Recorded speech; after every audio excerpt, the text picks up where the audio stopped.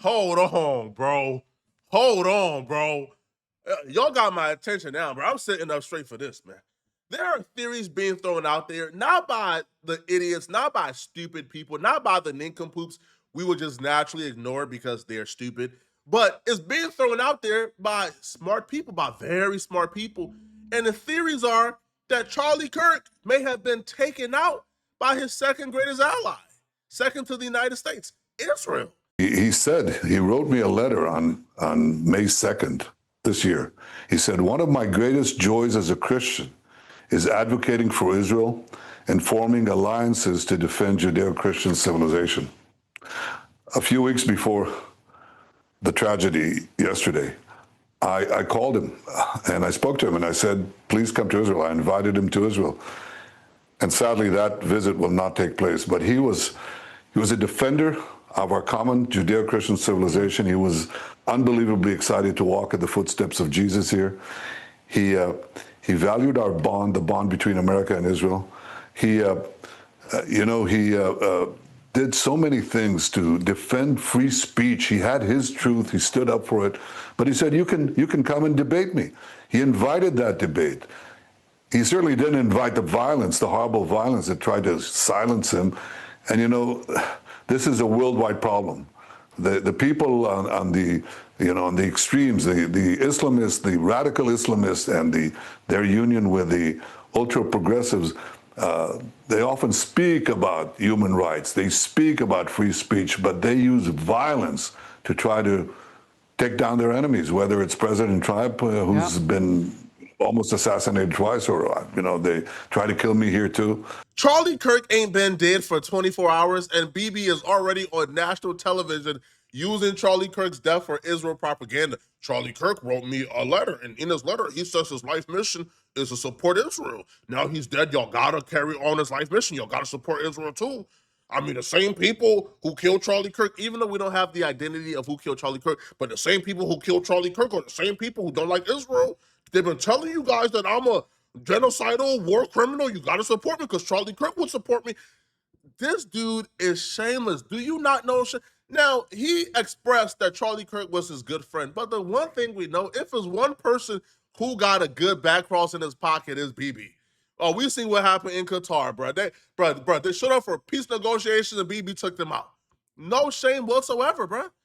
Now, the reason why, though, the foreign entity being accused of taking out Charlie Kirk is gaining steam is because we still don't know who killed Charlie Kirk.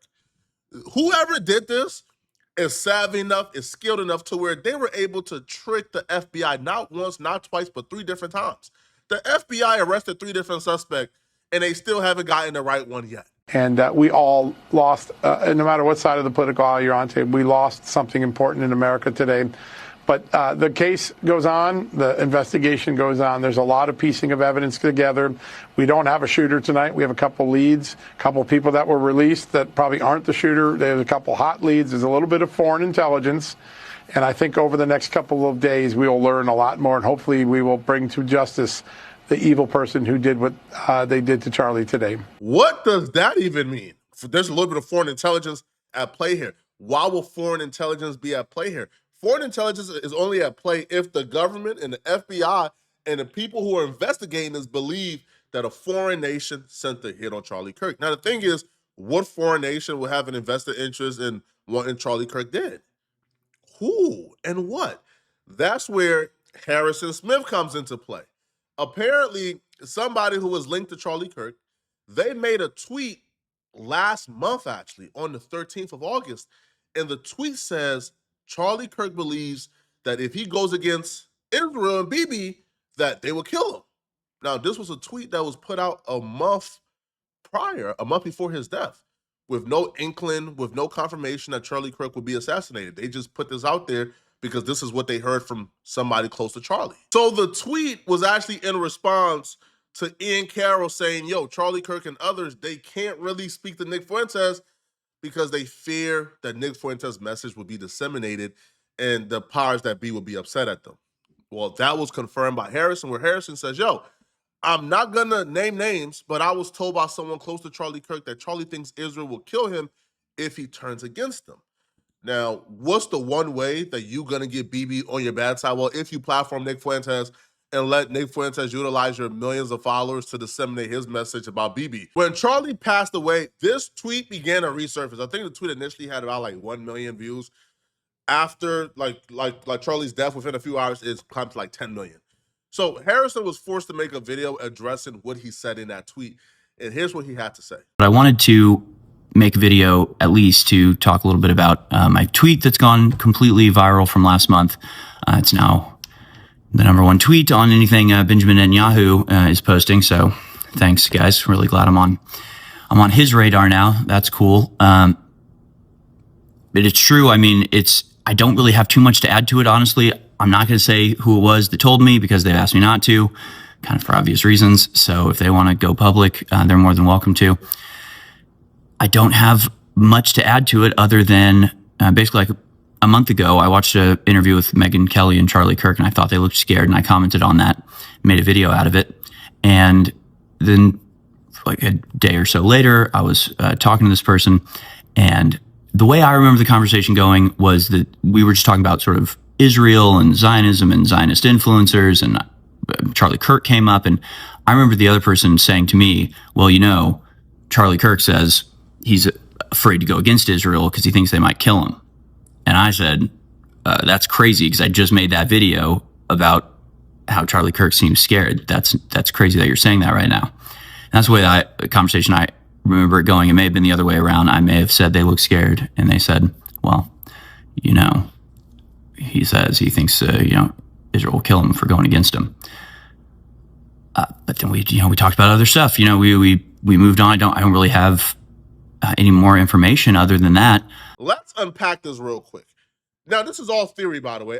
This is just opinions. I have no credible evidence that BB and Israel will want Charlie Kirk gone. This is just me entertaining the theory if this is true. The one thing America has been united on, if you look over the last 4 years, the one thing that both sides, rather is conservatives, rather is liberals, rather is black, rather is white, rather is Mexican, rather is Japanese, the one thing America has been united on is we do not want to fight any foreign wars on behalf of Israel. We don't want to get involved, bro. We don't want our troops over there dying. We don't want our resources going to an act of genocide. We don't want to partake in that. We believe is bad for business. BB's approval rate has been at an all-time low for a while now, but it hit a new record low when he bombed Qatar. Once the Qatar bombing happened, that's when you began to see even the boomers who have been lifelong BB supporters, even they say, yeah, you are a lunatic, bro. You are a maniac. You're going too far. And BB, for the first time in his life, over the last year or two, has been seeing that he don't have the white Christian nationalist support no more, bro. And the one thing we know for a fact is not a theory anymore, but it's a fact that BB has been desperate to get the white Christian nationalist support back. He's been doing podcasts with far-right conservatives who he believes have an audience that includes white Christian nationalists. He's been talking to any and everyone that you probably would not expect for a world leader to be talking to. He's been talking to them because he's desperate. So what's a better way? Now, this is where the theory and opinion comes into play, and this is theory now. What's a better way to regalvanize that community back on your side and make them think that y'all are fighting the same fight? If you take out their savior, Charlie Kirk, and then the day that Charlie Kirk gets taken out, you go on national television with a letter that claims, hey, Charlie Kirk wrote me this letter and said his life mission is to regalvanize his community back around Israel. And oh, by the way, not only was Charlie Kirk's life mission to make y'all support Israel, but the same people who took out Charlie Kirk are the same people who try to take me out. And I'm fighting those people, and I'm trying to get back revenge, and I'm trying to get them too. So we're on the same team now. It feels like a long game and a long play here. Now, a lot of other people, not just myself, but I even seen Patrick Bet-David. Even he was flirting with the idea that maybe a foreign country had a hand in this as well. What's at the top of the list of your concerns in terms of who did it and why? So let's process that. Let's look at all the options of who this could be. One, somebody who was just upset after the last 48 hours of what happened, all the divisiveness of the shooting, of the murder of Irina, the Ukrainian young lady. And so somebody may have said, you know what, screw you, Charlie, you've been going too tough, and came and took him out. Okay, that's one. Number two, it could be somebody that has been plotting to take out Charlie for a couple of years, and he's been planning for this because he's the opposing side. Okay, great. Number three, it could be a controlled opposition of somebody that's been funding it for this to happen, and they were trying to fund their patsy. Great. Number four, it could be in the next few days, Chris, if in the next few days, an opposing Charlie Kirk figure, I won't give names because I don't even want to put those names out there. If in the next week, an opposing person from the left gets assassinated, you have to know this is happening from an outside source, a different country that wants to see America have a civil war. We are having so many victories right now. So many things are happening that too many people are afraid. Too many people are respecting America again. Too many people are afraid of America again, like in a respectful way. These are some of the things I have. And by the way, I'm purely speculating, just like any businessman will do, any investor will do. I'm not, it's one or the other. I'm just saying, I wonder what it is. But those are some of the options. Honestly, BB is being thrown out there because he's BB, right? He's involved in a lot. But this could have came from anywhere. This could have came from, I don't know, Iran. This could have came from anywhere. You never know exactly who's involved. Bro, we're up against evil infrastructure, bro. The Matrix is evil. Simple as that. Now, they released yet another suspect, but we don't know if this is just yet another person they're about to identify just to interrogate and then let go, as they've done for 3 other people. But apparently it's a little bit more serious because the FBI has put a $100,000 reward for anyone with information leading to the shooter of Charlie Kirk. Now, it's unclear if they're talking about this guy right here, if we have to identify him, because so far he's just a person of interest in connection. They didn't say he was the shooter or killer. He's just a person of interest, right? They put in 3 other person of interest. So right now, if the FBI is having this bad of a time finding out who did it, because the initial description of who the shooter was, they said he was in camo, but he was in like fatigue, military cloth. This dude is walking around in jeans, a shirt, and a hat. He doesn't fit the description they initially gave. And the FBI has been given a lot of inconsistency. So if somebody is savvy enough to trick the FBI, this has to come from somebody who's a professional. I think a former FBI personality or a former law enforcement personality, for sure. He like did, I think, Fox News or he did the news, and he even said, based on his expertise, this hit 100% had to have been done by somebody with professional capabilities. I think this assassination, different than the assassinated attempt back in Butler, Pennsylvania, was a very well planned, very well orchestrated plot that was put in motion days before. And this individual had a plan of escape to elude detection of being up on a rooftop, and also being able to evade and elude law enforcement after that shot was taken. When you take a look at what happened in Butler, Pennsylvania, Crooks came onto the venue, he left the venue, he came back, he was questioned. I mean, it was really an amateur scenario. This assassination of Charlie Kirk, to me, is indicative of a professional hit. And I'm not so sure that we are going to quickly be able to apprehend this individual without some luck, hopefully. When you say professional hit, what do you mean by that exactly? Do you mean one shot, one kill, escape already planned and at large? It looks clean, yes, but could this be done by anybody with any sort of basic training? Well, when you take a look at the video and you take a look at the venue and the spectators and how close they are to Charlie Kirk, and then you have that kind of like umbrella over him, that kind of tent, you have to know that this shooter had to be perched in a position with respect to being able to lay his sights perfectly, basically, a headshot. Regardless of how you feel about Charlie Kirk, this is bigger than Charlie Kirk.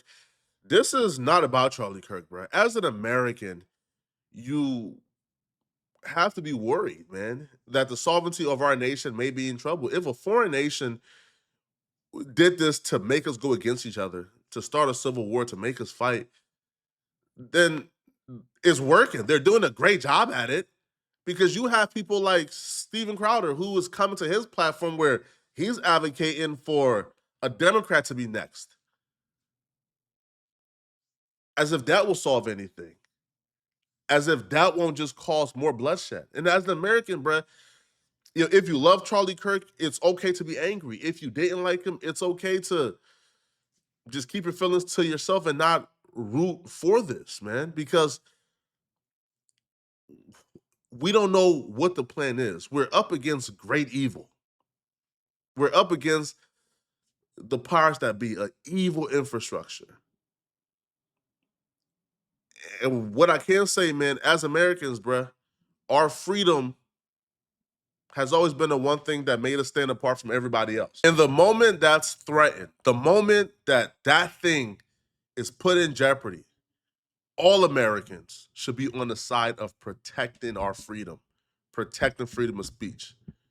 We should not be celebrating anybody dying for giving opinions. Let me know in the comment section, what do you guys think about this, man? Do y'all believe that a foreign nation is involved, or do y'all believe the FBI is just incompetent? Let me know in the comment section. And if you're still watching, click on this video here somewhere on my screen to find out why I believe the search for Charlie Kirk's shooter was very suspicious. And I made a video breaking it all down. So click on this video right here to find out exactly why I believe the search for Charlie Kirk's shooter was hella sus. Click on this video right here to find out what I'm talking about. I'm out of here, folks. Peace.